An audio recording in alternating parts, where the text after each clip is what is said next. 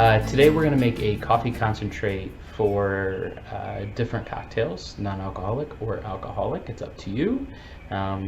This is the base to a lot of my cocktails. If I'm having people over, I'm probably going to make a bigger batch of this, but for myself, just to have around and in the fridge for a week to 2 weeks, this is what I really like.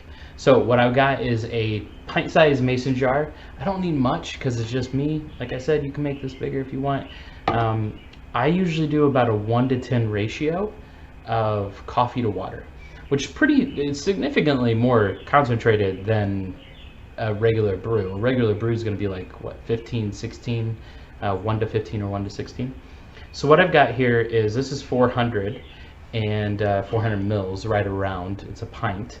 And what I've got is ground coffee.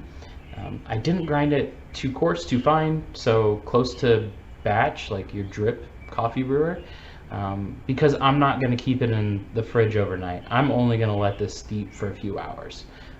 So what I want to do first is pop my coffee grounds into the mason jar. Okay, I'm using a natural process Ethiopian called Kosa Kabina. You can find it at any of our stores. You can find it in the grocery store, you can find it on Amazon, I think.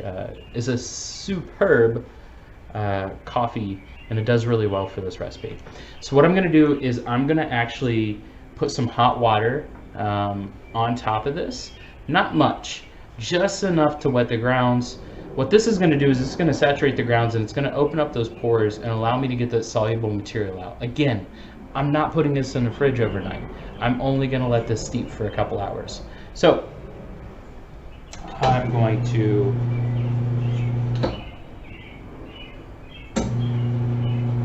pop some really hot water in there, and I'm going to let that bloom up. I'm going to let that sit for about a minute, and then what I'm going to do is I'm going to put water, cold water, on top of this up to right at the neck here. I don't want to make it too full. I don't want to secure the lid on this either, because you'll create a bomb.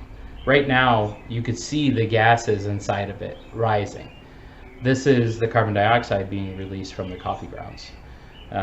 If you were to tighten the lid on here, you'd have a bomb, essentially. I've never tried it. I know that I've tightened it too much and it's come out the sides. But all you have to do, like I said, put some water on top of this, put a lid on it loosely, do not tighten it, and just set it on your counter. Set it on your counter and say, Alexa, set a timer for two hours. Alarm set for 2 p.m. There you go. And, well, I'd fix that. But 2 hours and I'd have a good beverage. Take this and put it through a sieve or a coffee filter. What's going to happen is that the grounds are actually going to settle to the bottom. Make sure you stir the top to make sure that they settle to the bottom. Pour that out and through your filter into another mason jar, and like I said, you've got a beverage that you can use as your base to any of your cocktails, alcoholic or non-alcoholic.